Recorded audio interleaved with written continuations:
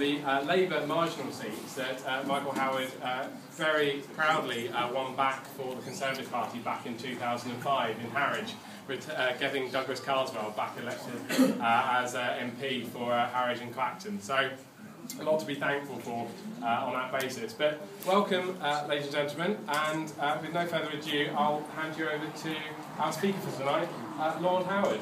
Well, thank you very much.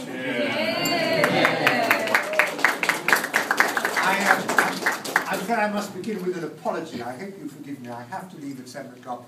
I accepted an invitation to a charity dinner before this event was confirmed, so please forgive me for that. I congratulate Conservative Future on your growth in recent years, which is excellent news. I congratulate all of you on your courage, because as I understand it, I have in front of me this evening a mixture of budding politicians and budding lawyers. And politicians and lawyers are the bottom of every contest that's ever been held, or at least we were. I speak as an ex-politician, and you're never an ex-lawyer. We were until bankers got just a little bit beneath us. But that won't last. No complacency won't be long before politicians and lawyers are right at the bottom of the heap again. And I also congratulate you.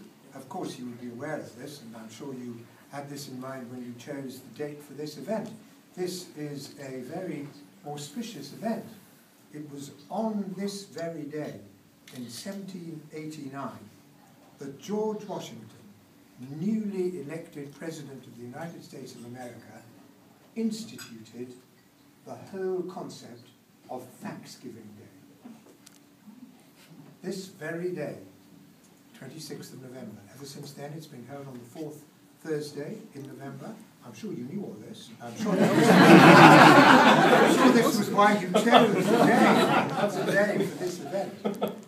But I congratulate you for that too. Unfortunately, and this is not going to be a very cheerful speech, it's going to be a very short speech, because I want to give you the chance to ask a couple of questions. But it's not going to be a very cheerful speech, because unfortunately there's not an awful lot to give thanks about today.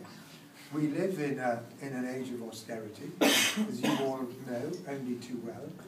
And I'm sorry to say that my generation hasn't exactly bequeathed you with a glowing inheritance.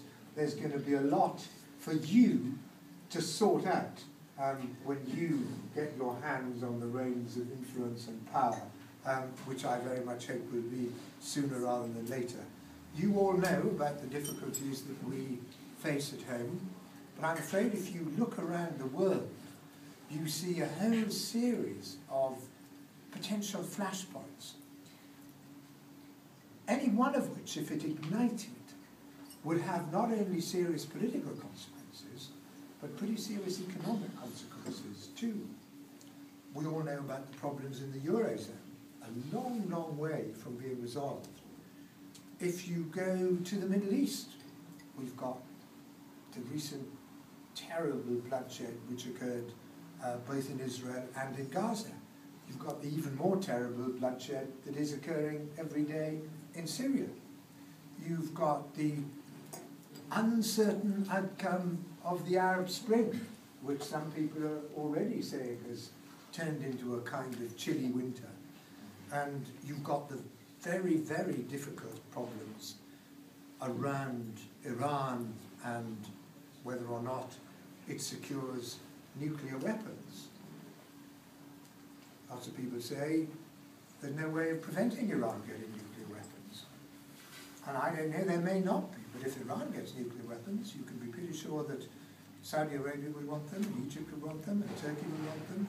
And if all these countries have nuclear weapons in that incredibly volatile, dangerous part of the world, it doesn't bear thinking about. The consequences would be really very serious for all of us.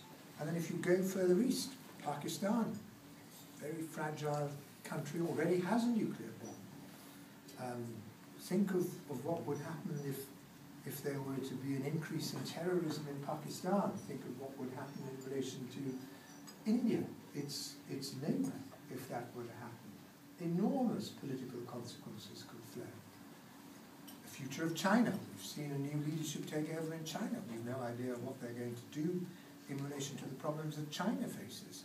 Its economy has been the engine of the world economy in recent years, but it too faces enormous challenges. A huge country with many different strands of opinion, kept in check by the domination of the Communist Party so far. Will that last? How will it react to the challenges it faces? Will it be able to keep its economic growth going? And last, perhaps surprisingly, but by no means least, the United States of America, the biggest economy in the world. Is it going to avoid going over its fiscal cliff? Is it going to take action to deal with its deficit, which is really one of the biggest economic challenges facing the world? If the politicians don't begin to unwind it in an orderly fashion, and there are precious few signs that they're going to do that, then the markets will unwind it for them in a very disorderly fashion. And I'm afraid we will all suffer the consequences of that. So I feel we live in a very perilous time. And the only thing I can say that is remotely cheerful is that our government is doing the right thing to prepare us, to put us in as good a position as we can be to face the storms that may lie ahead, something the last government signally failed to do.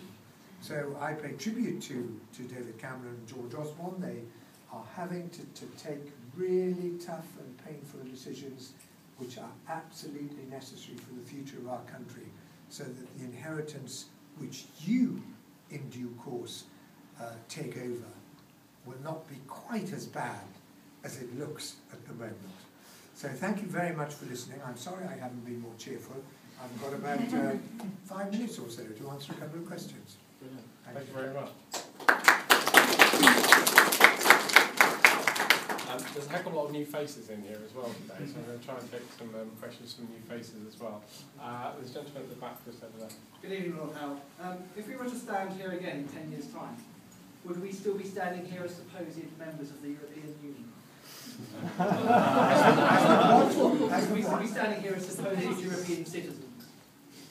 Well, I still didn't get your last few words. Would we be standing here as citizens of the European Union? Yeah, okay. Now I understand. Sorry. It wasn't just getting more thinking.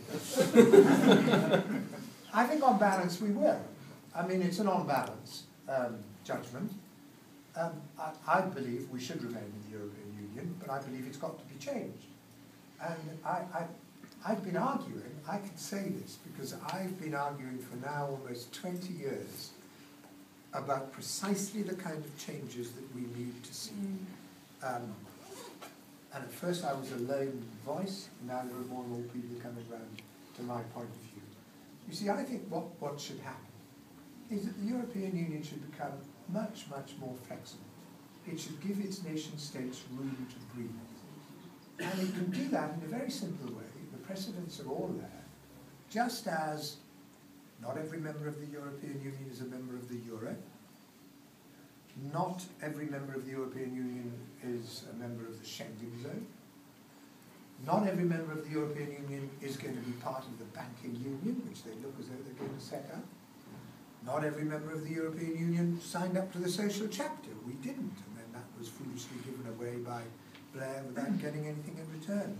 So the precedent has been well established for not requiring every member state to sign up to every edict that comes out of Brussels. I'm fed up, frankly, of always saying no to our European partners.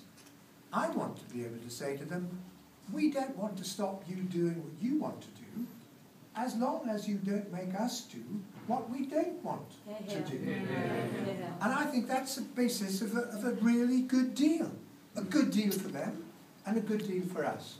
And I hope that that's the sort of change in the European Union that David Cameron is going to work towards. And if we can achieve that, and I think there is a pretty good chance that we can achieve it, I'd be happy to stay in. Thank you. There's Rory back there. Do you think UKIP are a mainstream party, and how should we deal with the electoral threat they pose the Conservative Party? Well, yeah, I think they're a mainstream party. I mean, I don't know quite how you define mainstream parties. They're a perfectly respectable party, and they've got a viewpoint, and they argue that viewpoint. And I think the only way you can deal with a threat is by out-arguing them.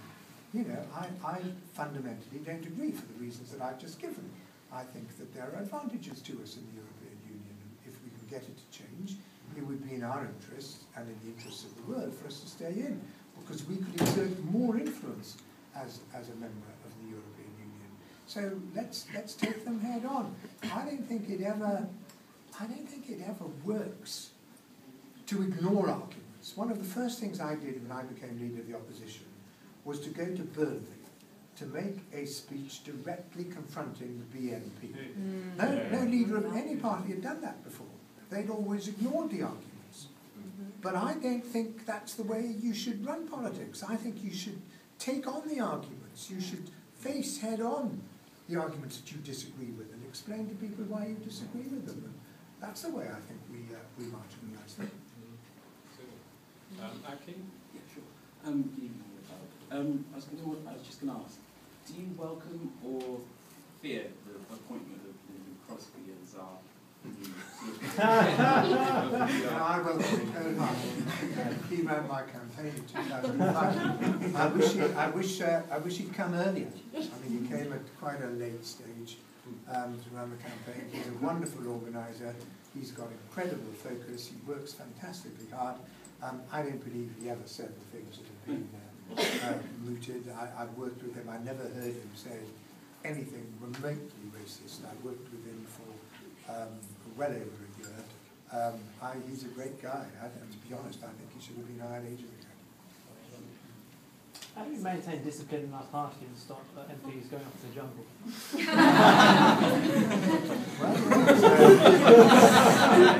Which jungle? Free country. And, you know, there are some people who are bent on doing things that, you know, you would never believe possible. But there you are. They've done them.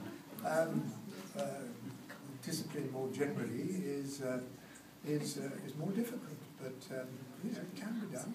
Party was pretty disciplined for 18 months when I was in charge, up until the election. It did fall away a bit in the last 6 months, but I'd said I wasn't going to carry on, so perhaps there was a reason for that. But it's tough because people feel strongly about issues and they want to make their views known. As you're a member of the House of Lords, what's your position on reform? Well, in principle, I'm in favour of reform, because I think in 21st century it's quite difficult to justify a chamber of a parliament that isn't elected. So in principle, I'm in favour of elections. I don't think I would put that at the top of any list of priorities which I had. And I certainly think that the kind of election which was proposed in the recent bill, which has bitten the dust, I'm happy to say, was appalling. The notion of having people elected for single 15-year terms was, I think, absolutely dreadful, because to me, the essence of democracy is accountability. You're elected for a term, and you're accountable for what you did in that term. And if the people don't like what you did, they can kick you out. That's at the very heart of democracy, as far as I'm concerned. And if you're elected for a single 15-year-long term, it's the absolute antithesis of accountability. There's no accountability whatever. So I thought that was a pretty dreadful idea, and I'm very glad that it's bitten the dust. You like to do one more question? Yeah. Simon, I'm not going to take any questions from CF National Chairman candidates, because I'll have to give them one to every single person in this room. I don't mean to say there's an election. There is.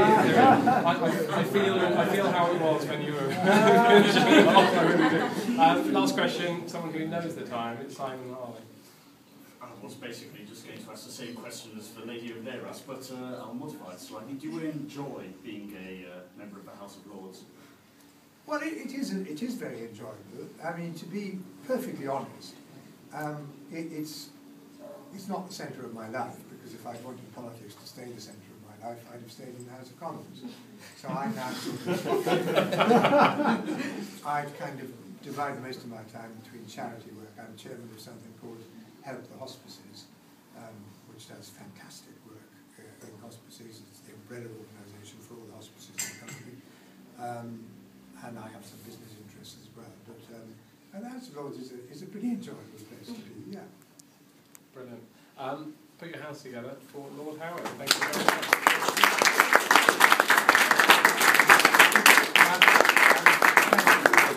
I'm really sorry I have to go. Have a wonderful evening and good luck in all you do. All the very best. Thank you very much for that. It's really nice of you. Yeah, but in relation to tonight's event, Conservative Future, as I've said earlier on, are getting people in from across the UK to welcome them into the Conservative Party, so it's great. But we have twinned up tonight, and there are a lot of new faces here, a lot of people I haven't met before as well, from BPP, Conservatives. And our joint hosts tonight are BPP, and I'd like you to be introduced to Shaun Dias, who's the president of BPP Conservatives. So over to Shaun for a vote of thanks while I hold this banner.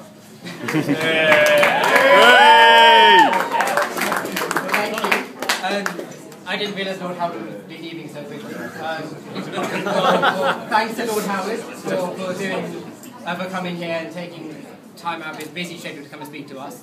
I would like to say, when I first got elected as chairman 2 years ago, we only had a membership of around 80, with an active membership base of 2. Myself and Rahul, the vice president, wherever he is. There you are. Since then, 2 years later, we now have a membership base of over 250, with an active membership base of around 90. So that's something that we are very proud of, and that's something that the BPP Labour Society can't touch us on. There's nothing that they can touch us on. For the mayoral election, we put forward about 20 people to campaign for Boris, whereas the Labour Party only put forward 1. And I was the chairman.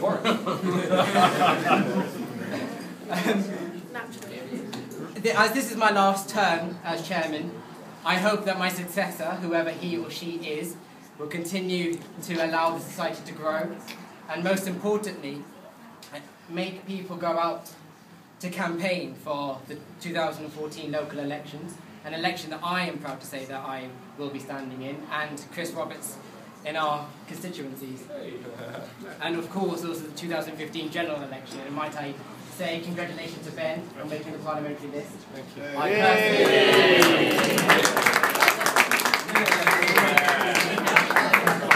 I think that's well, I personally hope that you do this, because we need candidates like you, because with you we can hopefully return a Conservative majority to 2015. I would like to thank Carl Liger, who's unfortunately not here, but he has been very supportive of this society and always facilitating the funding for our events.